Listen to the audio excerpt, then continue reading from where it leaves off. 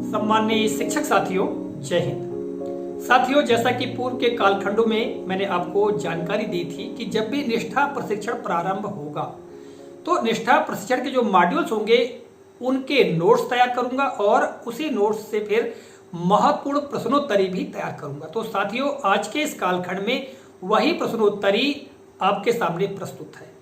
और आज मैंने मॉड्यूल क्रमांक 1 में जितना भी प्रशिक्षण प्राप्त किया है उससे संबंधित प्रश्नोत्तरी तैयार की है। तो साथियों, सबसे पहले मैं आपको बता दूं कि कितना प्रशिक्षण हमने प्राप्त किया है। देखिएगा, मॉड्यूल का विवरण और मॉड्यूल के विवरण के पश्चात में उसका परिचय, फिर आता है पाठ्यचर्या और पाठ्यचर्या के अंतर्गत साथियों गतिविधि क्रमांक 1, ठीक है, निम्नलिखित शब्दावलियों को उनके पदक्रम के अनुसार लगाएं। फिर पाठ्यचर्या, पाठ्यचर्या प्रतिलेख है ना, गतिविधि 2 पाठ्यचर्या शब्दावली का अवेष्टन, फिर है चिंतन करना और गतिविधि 4 में चिंतन करना, ये हमने प्राप्त किया है। इसके अलावा साथियों समावेशी कक्षा के अंतर्गत जो है समावेशी कक्षा के अंतर्गत मैं आपको बता दूं कि कितना हमने प्राप्त किया है। समावेशी कक्षा का प्रतिलेख, ठीक है, समावेशी कक्षा कानूनी व नीतिगत ढांचा, कक्षा में विविधता को स्वीकार करना, ठीक है, इतनी चीजें हमने प्राप्त की हैं साथियों। इसके अलावा काफी शेष रह गया, हमको प्रति दिवस थोड़ा थोड़ा करके प्राप्त करना है। और मैं आपको बता दूं साथियों, इससे संबंधित जो नोट्स मैंने तैयार किए हैं उन नोट्स को भी आपको मैं बता देना चाहता हूं। जैसा कि आप मेरे हाथ में देख रहे हैं रजिस्टर, और इस रजिस्टर में मॉड्यूल क्रमांक 1 पाठ्यचर्या और समावेशी कक्षा के अंतर्गत मैंने ये नोट्स तैयार किए साथियों, आप देख पा रहे हैं यहाँ पर। और इसी नोट्स से मैंने आज कुल 16 प्रश्न तैयार किए हैं और ये प्रश्न निश्चित ही बहुत ही महत्वपूर्ण है और आगामी समय पर ये हमारे लिए काफी उपयोगी सिद्ध होंगे। तो साथियों, इस तरह से ये नोट्स तैयार किए हैं और इस नोट्स के पीडीएफ किसी अन्य कालखंड में अन्य वीडियो में जारी कर दूंगा और आप वहां से डाउनलोड करके भी इन नोट्स को पढ़ पाएंगे। तो साथियों, सीधे प्रारंभ करते हैं टेस्ट। तो टेस्ट प्रारंभ करने से पहले मैं आपको बता दूं कि कुल 16 प्रश्न हैं और इसकी 16 स्लाइड्स आपको देखने को मिलेंगी। 17वीं स्लाइड्स में साथियों आंसर शीट दी गई है। मैं प्रत्येक प्रश्न के लिए 4 विकल्प बताऊंगा किंतु उनके आंसर नहीं बताऊंगा। आंसर आपको अंत में देखना होगा, आप अपने आप का स्व मूल्यांकन कर सकते हैं। तो साथियों, चलिए प्रारंभ करते हैं प्रश्नोत्तरी। निष्ठा प्रशिक्षण मॉड्यूल 1 पाठ्यचर्या और समावेशी कक्षा। यहाँ पर नोट पढ़ लेते हैं। प्रश्न क्रमांक 1 से लेकर प्रश्न क्रमांक 16 तक कुल प्रश्न 16 हैं जो क्रमशः दिए गए हैं। 17वीं शीट में सभी प्रश्नों के उत्तर दिए गए हैं, अपने उत्तर की जांच कर सकते हैं। साथियों, प्रारंभ करते हैं। प्रश्न क्रमांक 1 की ओर हम बढ़ते हैं। यहाँ देखिएगा, प्रश्न क्रमांक 1 पाठ्यक्रम व समावेशी शिक्षा मॉड्यूल का उद्देश्य नहीं है। 4 विकल्प दिए गए हैं। पहला विकल्प है असाधारण परिस्थितियों पाठ्यचर्या व समावेशी शिक्षा से संबंधित मुद्दों पर विचार प्रकट करना।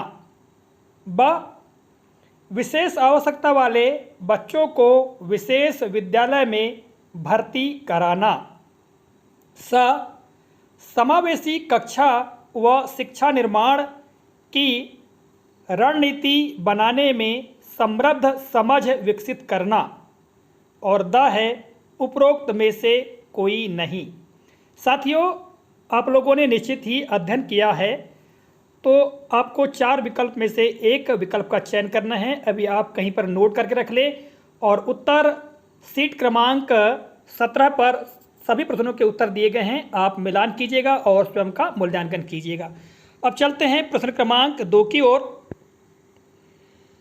यहाँ पर देखेंगे, प्रत्येक देश का करिकुलम निर्धारित होता है उस देश की। 4 विकल्प दिए गए हैं। पहला विकल्प है आर्थिक विकास नीति पर, ब है औसत आयु पर, स है कृषि विकास पर और द नंबर है राष्ट्रीय शिक्षा नीति पर। ये 4 विकल्प दिए गए हैं, इसमें से एक विकल्प सही है। आपको ये चयन करके रख लेना है कि कौन सा आपका उत्तर सही होगा और अंत में फिर अपने आप का परीक्षण कीजिएगा। अब चलते हैं प्रश्न क्रमांक 3 पर। समावेशी कक्षा में पढ़ते हैं। इसके लिए भी 4 उत्तर हैं। अ, समान मानसिक स्तर के बच्चे, यानी जिनका मानसिक स्तर समान है। ब, समान आयु स्तर के बच्चे, अर्थात जिनकी आयु एक समान है।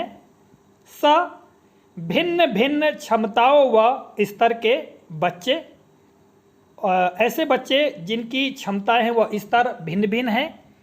और द है लड़के और लड़कियां अलग अलग। तो इन चारों विकल्पों में से आपको ये तय करना है कि कौन सा विकल्प समावेशी कक्षा के संदर्भ में सही है। ठीक है, चलते हैं प्रश्न क्रमांक 4 पर। यदि हम भिन्न भिन्न स्तर के बच्चों को एक साथ लेकर चलते हैं तो 4 विकल्प दिए गए हैं। बच्चों में इम्प्रूवमेंट देखने को मिलता है। ब, बच्चों में उतनी प्रगति देखने को नहीं मिलती। स, विशेष आवश्यकता वाले बच्चे पीछे रह जाते हैं। और द, उपरोक्त सभी कथन गलत हैं। साथियों, प्रश्न के अनुसार भिन्न भिन्न स्तर के बच्चों को एक साथ लेकर चलने से क्या होता है, इन चारों विकल्पों में से एक उत्तर सही है। आपको चयन करके उत्तर लिखकर रख लेना है और अंत में हम मिलान करेंगे। ठीक है, प्रश्न क्रमांक 5 पर चलते हैं। कक्षा में बच्चों की भिन्नता को देखते हुए अ, शिक्षक को अपनी अध्यापन शैलियों में बदलाव करने की आवश्यकता है। ब, करिकुलम में लचीलापन कैसे ढूंढा जाए यह आवश्यक है। स, विभिन्न तरह की पेडागाजी व उसकी प्रक्रिया का पालन किया जाना आवश्यक है। और द है उपरोक्त सभी, अर्थात उपरोक्त सभी कथन सत्य हैं। इसमें प्रश्न क्या कह रहा है, कक्षा में बच्चों की भिन्नता को देखते हुए शिक्षक को क्या करना चाहिए। यहाँ 4 विकल्प दिए गए हैं। ठीक है, जो भी विकल्प सही है आपको उसका चयन करके रख लेना है। ठीक है, चलते हैं प्रश्न क्रमांक 6 की ओर। प्रश्न क्रमांक 6 देखिएगा। पाठ्यक्रम, सीखने के प्रतिफल, शिक्षक सहायक सामग्री, पाठ्यचर्या, राष्ट्रीय शिक्षा नीति, पाठ्य पुस्तकें, राष्ट्रीय पाठ्यचर्या की रूपरेखा। इस तरह यहाँ पर ये 7 शब्दावलियाँ दी गई हैं। ठीक है, और नीचे लिखा गया है कि उक्त शब्दावलियों से तीसरे क्रम पर आएगा अ, पाठ्यपुस्तकें, ब, पाठ्यक्रम, स, पाठ्यचर्या और द, इनमें से कोई नहीं। साथियों, निश्चित ही हमने प्रशिक्षण पूरा किया है। प्रारंभ का जो मॉड्यूल है उसमें हमने अध्ययन किया है, तो आपको ज्ञात ही होगा कि तीसरे क्रम पर कौन सी शब्दावली आती है ना, इसको आपने हल किया है। चलिए हम अंत में इसका उत्तर देख लेंगे। प्रश्न क्रमांक 7 की ओर बढ़ते हैं। राष्ट्रीय पाठ्यचर्या की रूपरेखा में शामिल नहीं है अ, संवैधानिक मूल्य, ब, धार्मिक व्यवसायीकरण, स, सामाजिक न्याय और द, वैज्ञानिक दृष्टिकोण। इन चारों में से जो भी विकल्प आपको सही लगता है आप उसका चयन करके रख लीजिए। चलते हैं प्रश्न क्रमांक 8 की ओर। निम्न में से असत्य कथन है अ, राष्ट्रीय पाठ्यचर्या की रूपरेखा विद्यालयों की पाठ्यचर्या के लिए मार्गदर्शन देती है। ब, संघ शासित प्रदेशों व राज्यों के संदर्भ अलग अलग होने के कारण पुस्तकों में भिन्नता हो सकती है। स, शिक्षक सहायक शिक्षण सामग्री के प्रयोग से सूचनाओं जानकारियों को विद्यार्थियों तक पहुंचाते हैं। और द है उक्त में से कोई नहीं। अब आप लोगों को ये 4 विकल्प दिए गए हैं। 4 में से जो प्रश्न कह रहा है कि असत्य कथन, तो कौन सा कथन असत्य है उसका चयन करना है। पढ़ते हैं प्रश्न क्रमांक 9 की ओर। वर्ष 2019 तक कितनी राष्ट्रीय शिक्षा नीति आई हैं? प्रश्न को एक बार फिर से पढ़ लेते हैं। वर्ष 2019 तक कितनी राष्ट्रीय शिक्षा नीति आई हैं? अ 1, ब 2, स 3, द 4। तो साथियों, हम लोगों ने अध्ययन किया है, निश्चित ही आपको ज्ञात होगा। सही विकल्प का चयन करके रख लीजिए, किसी पेज पर लिख के रख लीजिएगा। बढ़ते हैं प्रश्न क्रमांक 10 की ओर। राष्ट्रीय शिक्षा नीति 1968 के आधार पर NCERT द्वारा पहली पाठ्यचर्या की रूपरेखा किस सन में बनाई गई? यहाँ 4 सन दिए गए हैं वर्ष।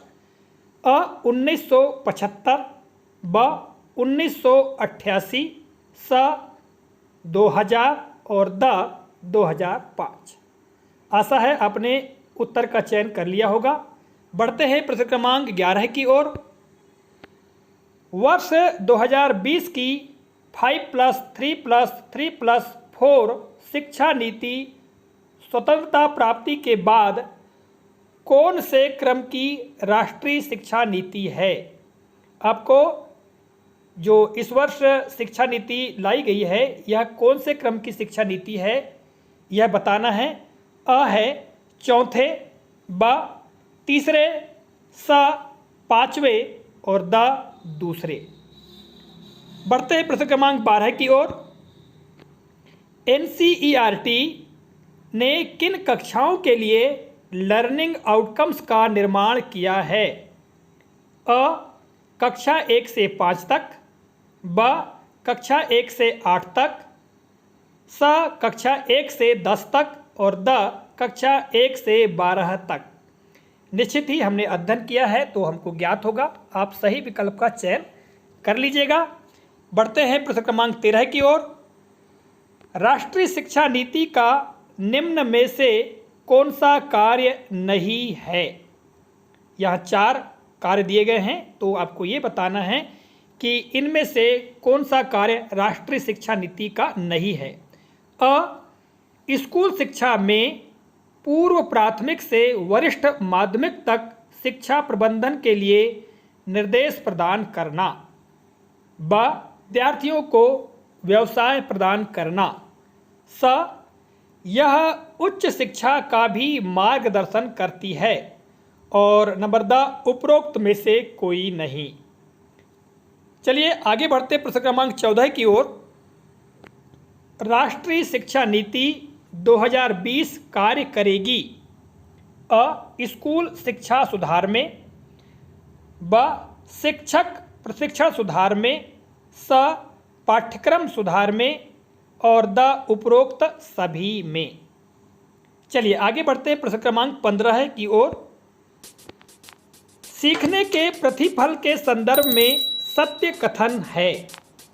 नंबर अ यह ज्ञान व कौशल से परिपूर्ण ऐसे कथन हैं जो बच्चों को कक्षा पाठ्यक्रम के अंत में प्राप्त करने की आवश्यकता होती है। ये पहला कथन हुआ। ब कथन है यह शिक्षक को विद्यार्थियों की जांच के लिए अर्थात बच्चों की अधिगम प्राप्ति का आकलन करने में सहायता नहीं देते। और स है सीखने के प्रतिफल विद्यार्थियों को एक ही प्रयास में प्राप्त हो सकते हैं। और नंबर द है उपरोक्त सभी। अब साथियों चलते हैं प्रश्न क्रमांक 16 की ओर। जो कक्षावार और विषयवार विषयों या प्रकरणों को पढ़ाए जाने की सूची प्रदान करता है वह है। अ पाठ्यचर्या, ब पुस्तकें, स पाठ्यक्रम, द लर्निंग आउटकम्स। साथियों इस तरह से प्रश्न क्रमांक 1 से 16 तक मैंने सारे प्रश्नों को आपको पढ़कर बताया और चारों विकल्प को बताया है।